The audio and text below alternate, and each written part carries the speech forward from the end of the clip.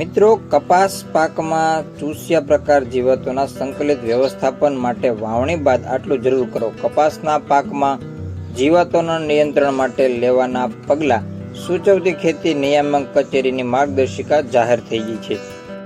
ગુજરાતભરમાં સાર્વત્રિક વરસાદ બાદ મોટા ભાગના ખેડૂતોએ હોંશભેર ખરીફ પાકોનું વાવેતર કર્યું છે.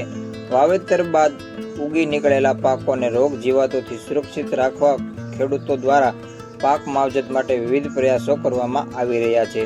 જ્યારે સરકાર પણ રોગ જીવાતોની પાક થતા નુકસાનને અટકાવવા હરહંમેશી અનુક્રમેની જાળવણી રાખતા ખેડૂત નિયામક કચેરી ગાંધીનગર દ્વારા કપાસની વાવણી બાદ ચૂસ્યા પ્રકારની જીવાતોને સંકલિત વ્યવસ્થાપન માટે મહત્વપૂર્ણ પગલાઓ સૂચવતી માર્ગદર્શિકા જાહેર કરવામાં આવી છે. કપાસમાં વાવણી બાદ થતી ચૂસ્યા જીવાતોને વ્યવસ્થાપન માટે આટલું જરૂર કરો. શેઢાપાળા ઉપર નિંદામણો, ખાસ કરીને ગાડર, કાકસી, જંગલી ભીંડા, કોંગ્રેસ ઘાસ અને જંગલી જાસૂદ જેવા છોડ ઘાસની નિંદામણ કરીને તેનો નાશ કરવો. મોલોમસી તથા તડતડિયાના જૈવિક નિયંત્રણ માટે પરભક્ષી લીલી પોપટીની 2 થી 3 દિવસની ઈયળો હેક્ટરે 10,000ની સંખ્યામાં 15 દિવસના ગાળે 2 વખત છોડવી. લીમડાના મીંજનું 5% દ્રાવણ અથવા એઝારડીરેક્ટિન જેવી બિના રાસાયણિક તત્વ ધરાવતી 1500, 3000 કે 10,000 PM અનુક્રમે 5 લીટર, 2.5 લીટર અને 700 મિલી પ્રતિ હેક્ટર ઉપયોગ કરવી. મોલીમેસી, સફેદ માખી, મોજણી અને નિયંત્રણ માટે પીળા ચીકણા પિંજરનો ઉપયોગ કરવો.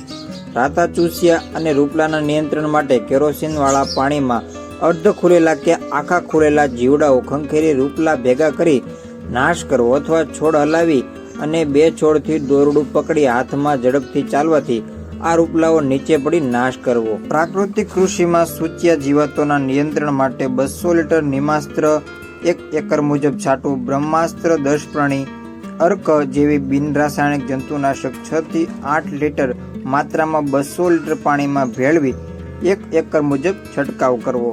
ચૂસ્યા જીવાતોના જૈવિક નિયંત્રણ માટે સૂક્ષ્મ જીવો નિયંત્રણો જેવા કે વર્ટિસિલિયમ, લેકાની અથવા બુવેરિયા બાસિયાની 50 ગ્રામને 10 લીટર પાણીમાં પાકની શરૂઆતની અર્થવ્યવસ્થાએ વાતાવરણના ભેજ હોય ત્યારે છંટકાવ કરવો. સફેદ માખી ઉપદ્રવની શરૂઆત જણાયથી તેના નિયંત્રણ માટે એઝારડીરેક્ટિન 1500 ppm 50 મિલી અને 10 લીટરમાં પાણી ભેળવી છંટકાવ કરવો.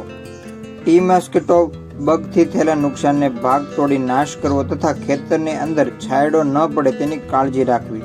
જીવાતને શરૂઆત જણાય તે વખતે એઝારડીરેક્ટિન 1500 ppm 500 મિલી અથવા બિવેરિયાની બેસિયા નામની ફૂગનો પાવડર 40 ગ્રામને 10 લીટર પાણીમાં ભેળવી છંટકાવ કરવો. કપાસ પાકમાં સ્થાનિક જીવાતોનો વધુ ઉપદ્રવ જણાયથી આપના કાર્યક્ષેત્રે લગત કૃષિ યુનિવર્સિટી દ્વારા ભલામણ કરેલી રાસાયણિક જંતુનાશક દવાઓનો જરૂરિયાત મુજબ તેમજ ભલામણ મુજબ ઉપયોગ કરવો. જંતુનાશક દવા વાપરતી વખતે દવા ઉપર આપવામાં આવેલા લેબલ મુજબ જે તે પાક માટે આપવામાં આવેલ ડોઝ અને જે તે રોગ જીવાત માટે દવા છે તે ભલામણ મુજબ સંકલિત જીવાત વ્યવસ્થાના ભાગરૂપે તબક્કાવાર અનુસરવા.